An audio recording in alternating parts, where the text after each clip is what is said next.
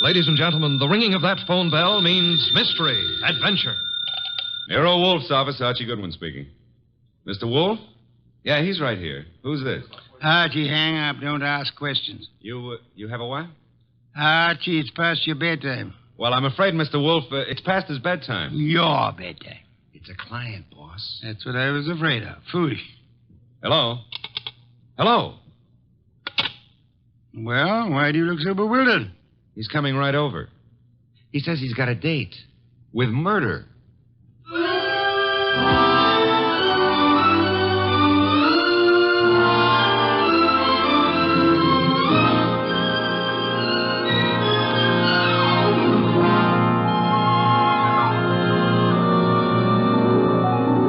Ladies and gentlemen, it's the detective genius who rates the knife and fork, the greatest tools ever invented by man. The ponderous, brilliant, and unpredictable Nero Wolfe.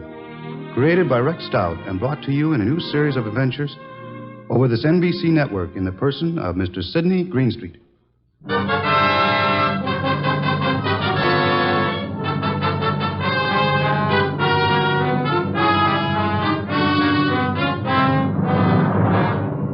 Tonight's story, The Case of the Calculated Risk, was as strange and baffling as any Nero Wolfe had to deal with. It started late one night when a big-shouldered man sporting a reddish beard and billing himself as Dave Caffrey pushed his way in, walked up to Nero Wolfe's desk, and rocked him with this opener. Tomorrow morning, Mr. Wolfe, I'm going to kill a man. I beg your pardon, sir? I'm going to kill a man with these two hands. I've been told strange things across this desk, Mr. Caffrey.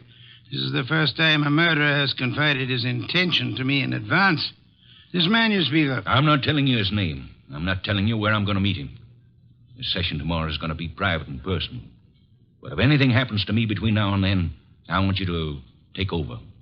Mr. Caffrey, do you seriously think I could assist you in a matter of private vengeance? That's not what I'm asking. This guy deserves to die. I plan to kill him with these two hands, me, myself. But if I slip up, if he gets me first, I want you to see that justice is done. But I assure you, sir... I told you this guy deserves to die. Let me tell you why. Years ago down south, there were three men in business together, partners. Me and two others. Your notebook, Archie, if Mr. Caffrey doesn't mind. You're wasting your time, Wolf. The names I'll use will be phony.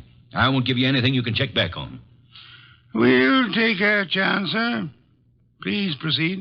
It happened in a town about 40 miles from the place where we had our business. We'd gone there to collect some money, the three of us. Carl, Mitch, and me. Dave Caffrey. But all we collected was bad news. So bad that Carl hadn't even given our right names at the hotel. Said he was scared some of our creditors would come hitting up on us for what we owed. Three of us had some drinks, and we'd been pacing around for nearly an hour. I can still remember the way Mitch stood and looked at me. And then up at Carl, when Carl suddenly pulled to a stop and came out with this idea of his. So, Dave, you got $6,000 cash on hand. You counted it, Mitch. Well, didn't we make it 6240, Carl? Whichever. We've got this $6,000 odd, plus some slow accounts receivable against debts of $38,000. With three of us trying to live from the business, we haven't got a chance. Well, we ain't got much of a one, Carl, but... It's hopeless, Dave. With two partners, though. Two partners? You reckon on pulling out, Carl? I say we cut cards for it, Mitch. Low man drops out. Break up the partnership? After sticking together all these years? Wait a minute, Dave. Wait a minute. Maybe Carl's right. Maybe this could work. Carl, you mean the low man drops out clean? Right now? Right now, Mitch. Other two to take over assets and debts and see if they can get this thing back in the black. Okay, Carl. Get the cards out. Dave? Well, that's what you guys want. Okay, then. Here's a new deck. Shuffle them, Mitch. All shuffled. Cut 'em, Dave. Go ahead, Mitch. You get first pick. Spread 'em if you like. Here goes. 6. Your turn, Dave. Okay. 9 of clubs. Lucky guy, Dave. That puts you in whatever Carl pulls. I'll pull it fast. There she is. Denise. Sorry, Mitch. That leaves you elected. Well, Mitch, I'm sorry, too. Guess we all had a fair whack at it, but... Hey, wait a minute. Let me see that ace again, Carl. Easy, Mitch. I said I was sorry, Look, but... Dave. Yeah, what is it, Mitch? All the aces are marked. Carl, I'm going to cram this deck right down your crooked throat. Look out, Mitch. He's got a knife. Sure. Oh. Carl, you... All right. I've cut him for keeps. What do we do now? What do we do? Look, Carl, I didn't mark those cards. I didn't kill Mitch. And what's more... Shut up, Dave. We're both in and out now. Come on. Let's get out of here.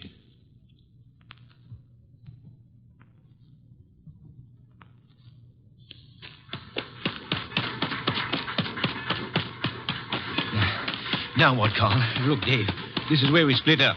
Two men together, easy to trace. You head one way, I go the other. Yeah, but the dough, I got no money. Here, I'll split up the 6,000. This is your half. Here, stick the envelope in your pocket. Now, grab that freight. Get set. I'll catch the next one going the other way. Get going, Dave!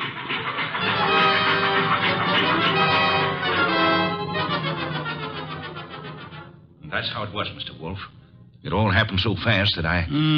This man you call Carl, he would seem to be one of the world's choice creatures, Mr. Gaffrey. When I thought to look in that envelope he gave me, I found $40 and a few folds of wrapping paper in it. I was mad enough to... Well, I got off the freight and intended to go back, but... Then I picked up a paper. And read all about the murder of your friend Mitch with the statement that Carl had accused you of the crime and that the police believed him in view of your escape. That's it. Classical, but not at all original. Well, I was young then and stupid. And I'd had those drinks to start with. And you spent the intervening years hunting down the man Carl, am I correct? Yeah. I tramped the country from east to west, from north to south. Tramped it for years, searching for him. And yesterday I located him. He's a big wheel these days up on that 37th floor of his. But tomorrow when I get... Yes, Mr. Gaffrey, the 37th floor of... Never mind what building. Now, wait a minute, Caffrey. If you expect Mr. Wolfe to help you... I don't want him to help me. I'll help myself. But if I slip up, I know Wolfe's reputation well enough to know that he'll never rest till this rotten, chiseling murderer is sitting in the chair. That's why I've come here. Just to provide a backstop in case my dear friend of long ago manages to get the best of me. How will we know? You see this envelope? Read what it says. Nero Wolfe, 601 West 35th Street, New York. Delivered to him in case of my death. That's right. And this envelope is $500. Nearly all I've got in the world. Along with it, the full details on that knifing. Real names, dates. The proof you'll need in case I don't finish it up. Go on. Tonight, Mr. Wolfe, I'm going to give this envelope to the manager of the hotel where I'm stopping. I'm calling on, well, Carl. Tomorrow at noon, right after his secretary goes to lunch. If I'm not back in my hotel at 1 o'clock tomorrow afternoon, the hotel manager will deliver this envelope to you. Is that clear? Perfectly. But you don't think I'm going to allow you to go through with this wire plan, do you? You can't stop me. And don't have Goodwin follow me. I'd lose him in 2 blocks. Good night. Shall I try to tail him, boss? It's no use, Archie. Get Inspector Kramer on the phone at once. I want the police to help us head off this murder.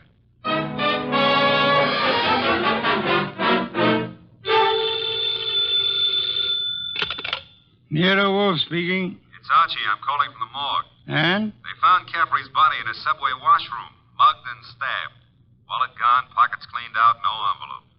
Just 2 hours ago he was here. No envelope, eh? Gone. Witnesses? None so far. Homicide's calling it straight mugging and robbery. As it well might look, except for a guy named Carl.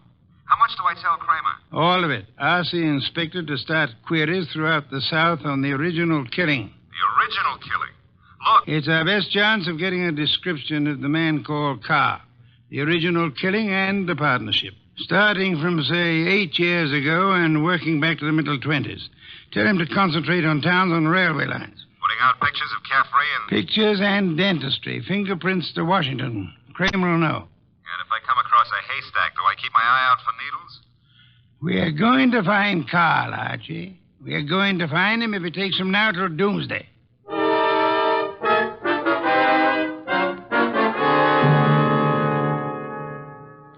Mr. Wolfe, let's face it, we're licked. Licked, Archie? 3 days now. We found Caffrey's hotel here in New York. No traceable phone calls. Not a witness has turned up on that subway washroom party. And Kramer says he's getting nowhere with those answers from the Southland. The original story is bound to come slowly, Archie. We are asking a check on the unsolved killings of a dozen states over a 20-year period. And what now? You start trudging, Archie. Trudging? Through office buildings, through 37th floors of many office buildings. You keep trudging till we find him. Oh, now, wait a minute, Mr. Wolfe. This is a big city, remember? I might have to go through hundreds of buildings. This morning, Archie, the Municipal Reference Library informed me that there are exactly 34 buildings of 37 floors or higher in Manhattan.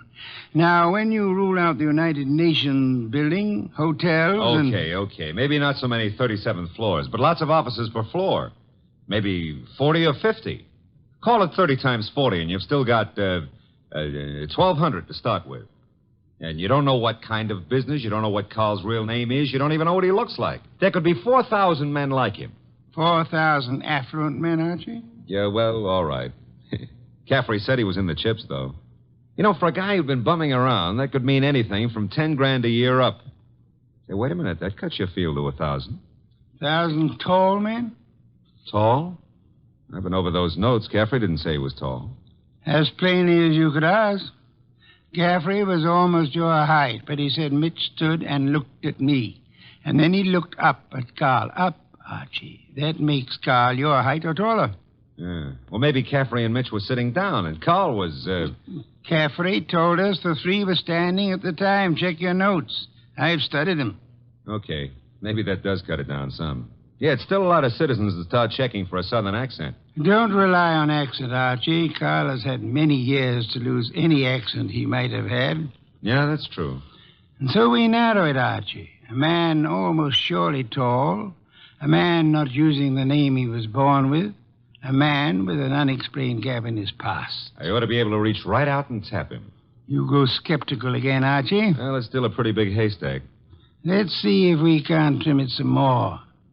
On these building lists I've been going over, I've ruled out for now the members of professions requiring lengthy formal training. Medical men, lawyers, scientists of most kinds. Yeah, that's chopping it down, I'll admit that. I'll have further eliminations as we get into it.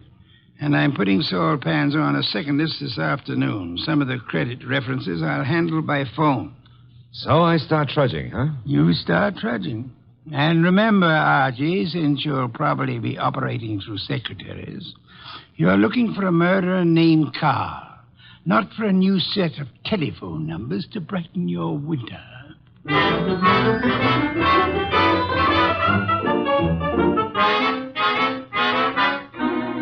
Tall? Well, I don't know what you're peddling, Goodwin, but if my boss put his elevator shoes on and stood on a box, he'd still be down somewhere around my necktie. If he stood on his money, though, we'd need a helicopter to get up near his shoelaces.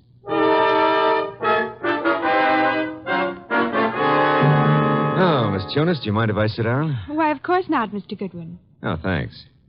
You know, I've been in 12 offices on this floor, and you're the first girl who's seen the importance of this survey first crack out of the box.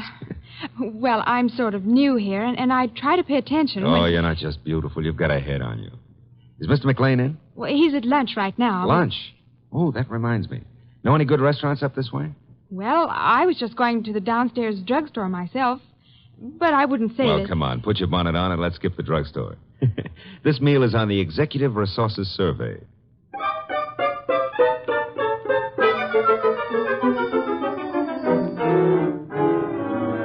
There you are, boss. The boil down. Tinsley, McLean, Fernandez, Tesreau, and Kaplan. All five of them tall, all five a little misty in the background. You and Saul have done well, Archie. Very well. But I'm crossing off Fernandez and Kaplan. Why?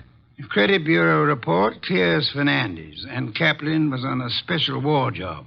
The FBI x-rayed his record twice. Leaving J.P. Tinsley, Carson McLean, and Philip Tesreau, huh? I'd like to see all three here, Archie. Get them here one way or another.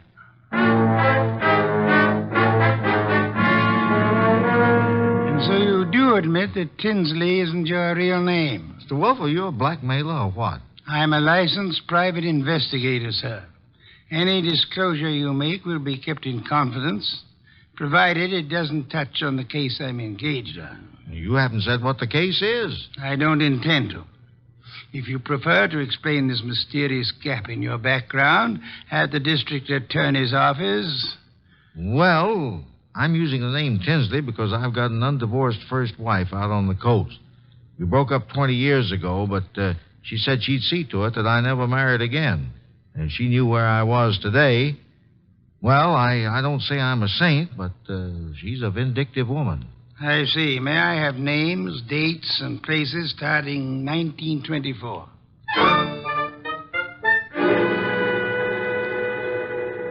I can't quite understand your interest, Mr. Wolfe.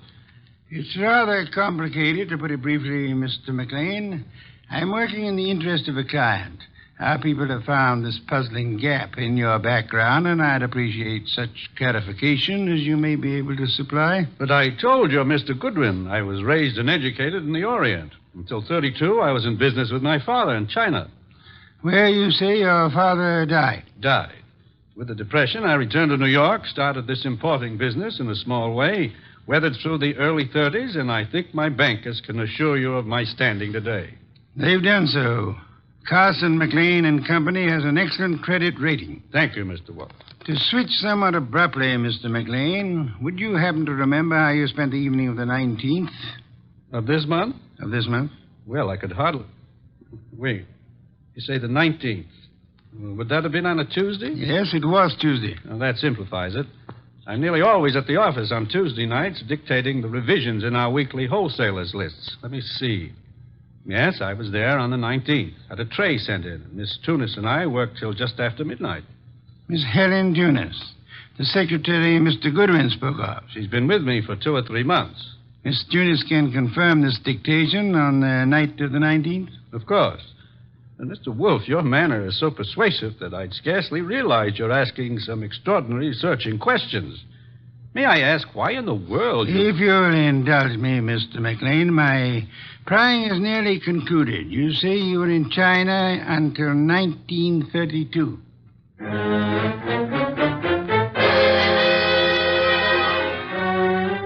Mr. Tesreau, I'll be brutally frank. We know that your name's not Tesreau. And we know that you served a prison term from 34 to 38 for arson. I'd like some straight answers. I didn't say I wouldn't answer your questions. The past can remain your own, provided... Now, look, Mr. Wolfe, I've been going straight for 12 years.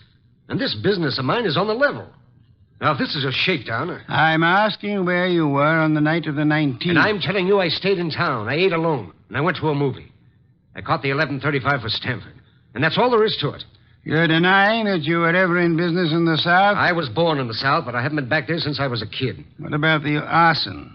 I put in 4 years squaring for that mistake. Let's start again, Mr. Tesreau. You say you were in Cincinnati in 1931.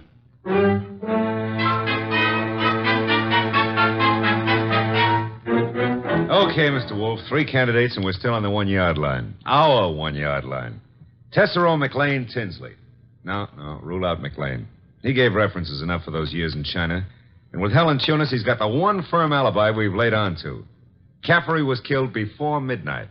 With conditions as they are in the Far East, Archie, it'll be weeks before cables came back on McLean's claims.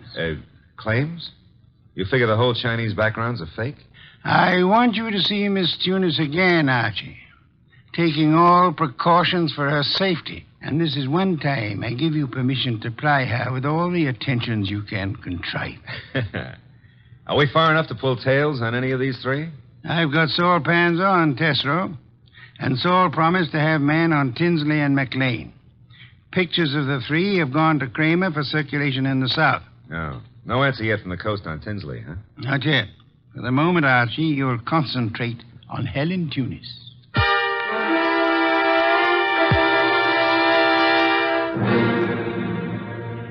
Helen, I've got to see you tonight. I'd love to, Archie. Now, look, but... Helen, I phoned you to come out in the corridor this way because I didn't want McLean to know we're talking. Do you still say you got that new mink coat on your own money? Mr. Goodwin, I don't know what right you Helen, have if you to... get 5 guys to buy your stuff, it's your business, Mr. McLean said his wife might be sending detectives around. Well, you can go right back to your old Mrs. McLean and tell her that I... Easy, Helen, easy. He was dictating to me. You know, baby, the harder you lie, the prettier you look. But if this is a fake alibi, and if you keep propping it up, you're going to find yourself in trouble. Bad trouble. Now, how about it? Do I see you at your apartment tonight, or would you rather come down with me to Nero Wolfe's right now? Archie, All right. I can't go with you now, and I've got a dinner date with my aunt tonight that I can't break, but I'll try to be back at my apartment by 11.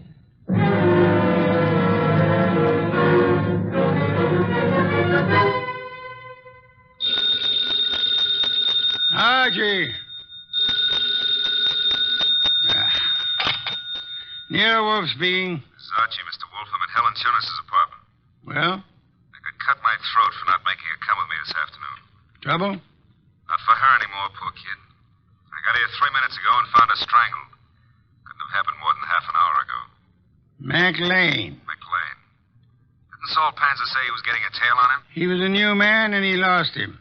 I should have left you on McLean, Archie. No, we were both wrong. What do you want me to do? Phone the police immediately. Well, this is 32nd Street. I'm only 3 blocks in a job from the office. What if I come back and call from there? Come back then. I'll phone Kramer myself. Mr. Wolfe, I'm still kicking myself for that. Look out, Archie. Too late, Mr. Wolfe. Keep coming right in, Goodwin, with your hands up. No, I wouldn't try that. McLean. And keep your hand out of that desk drawer, Wolfe. This time you're too late, McLean. My hand's in the drawer, and I think I'll leave it there. You don't think I'd shoot? I'm sure you would. But you've got 2 of us to cover now.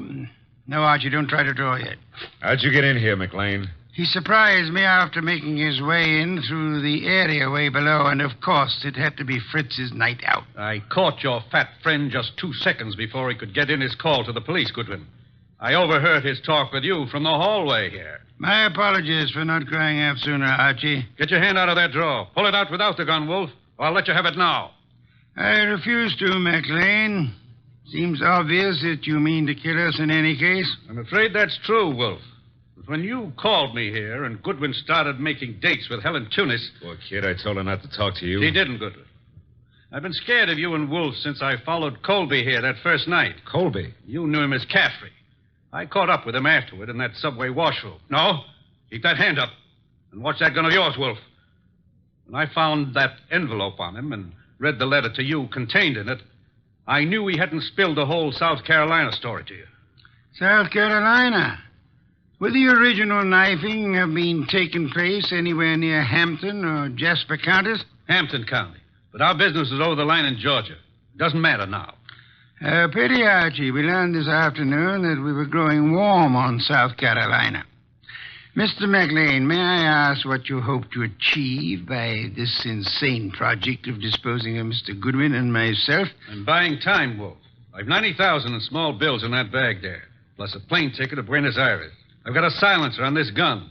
If you 2 aren't found till tomorrow morning, I'll be out of the country before they start looking for me. You don't think the police will put out an alarm for you when they find the body of Helen Tunis? Goodwin left it to you to report that. Remember? Let's remind ourselves to be prompter on reporting deaths, Archie. Starting with our own, Mr. Wolfe? Glad you can take it that way, Goodwin. You actually think you can knock the 2 of us off? I'm about to find out, Goodwin. One moment, McLean. You've never been a real gambler. You know that. With marked cards, of course. But you're not the man to face a sure loss now. A sure loss? The loss of your life. Within seconds after you try to pull that trigger. I told you I had a silencer. You think anyone will hear the shots? There'll be more shots than you count on. My hand's on a pistol now in this drawer, and Mr. Goodwin has a .38 in his shoulder holster. You can't shoot through the desk, and Goodwin won't get a chance to draw. You're an intelligent man, McLean. Vicious, but intelligent. May I describe the certainty of your immediate death if you don't throw that pistol on the desk and give yourself up? There are 2 of you, I know that, but... McLean, you must be aware that in the actual fact, exceedingly few men are killed instantly by a single shot, even from a pistol of heavy caliber. The one you hold is a .32. And it's a .45 in that drawer, McLean. I assure you, McLean, that neither of us will surrender the weapons we have. Should you start shooting, we'll both do our best to draw and keep firing till you're dead. You're stalling, Wolfe. What have I got to lose by trying for you both now? Your life? I'll correct that. The loss of some 6 or 8 weeks of your life, possibly months. whatever the time necessary to bring you to trial and to convict you and execute you for the murders you've committed. Suppose I cancel you out and then take my chances with Goodwin. A better choice, but still a dubious one. I'm fat, exceedingly fat. And for perhaps the first time in my life, I'm thoroughly grateful for that. My bulk affects the calculation, McLean. McLean, you could pull off all 7 shots and still not hit Mr. Wolfe where it counts. You have to start, you better start on me. You exaggerate, Archie, and I thank you for the gallantry of it. No, it's quite likely that with 2 or 3 shots, McLean might well dispose of me, but not with your first shot, McLean, and we'll not permit you many more than your first. Look, if I promise to do no more than tie you 2 up to give me my head start, will you toss in your guns? Of course not. Do I speak for us both, Archie? Check. I say let's start it now. Wolf, if I give you half of what's in that bag, would you forget these admissions I've made and help on my defense? I've told you I refuse to bargain. I think that I shall count 5. If your weapon hasn't been tossed on the desk by then, I'll do my best to get my pistol into action. Are you in accord, Archie? Start counting. Wait a minute, Mr. Wolf. 1. If I trade half that bag for no shooting and 1 hour start, no tying up, just your promise that... 2. All the bag for a half hour start, 90,000. 3. Are you ready, Archie? All set, sir. Except if you're the one who walks out of this, call up every number in my little red book, huh? And tell each girl I was thinking of her just before you got the 5. Agreed. I resume 4. Okay. You win. Holy sweet Susan, it worked. A commendable choice, McLean, for us at least. You see, I'm afraid I forgot to mention one slight factor which might have operated in your favor. What's that, boss? I must confess, Archie, that my 45 is in the upstairs den where I took it to oil it last night. Holy cow, you didn't have a gun? Why, you... Take it easy, McLean. I've really got one. Oh, by the way, Mr. Wolfe, signal's off on those women, huh? When my heart gets back down out of my throat, I'll call them myself. I'll trouble you for a beer first, Archie. And then, if you'll be good enough to phone Inspector Kramer, you can bid him pick up his triple murderer. The one-time cutter of cards. Fortunately for us, who's never been a real gambler.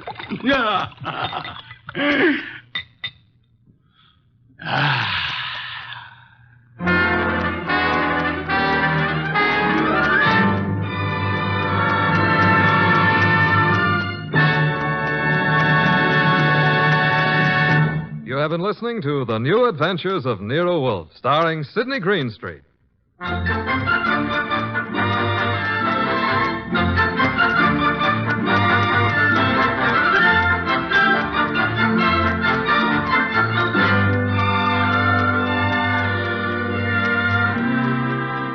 Tonight's transcribed story was based on the characters created by Rex Stout. This is an Edwin Fadiman program produced and directed by J. Donald Wilson. In the cast were Gerald Moore as Archie Goodwin and Lorraine Carter, Bill Johnstone, Howard McNear, Herb Butterfield, and Vic Rodman. Next week at this same time, Nero Wolfe and Archie will bring you The Case of the Phantom Fingers. Don Stanley speaking. 3 chimes mean good times on NBC.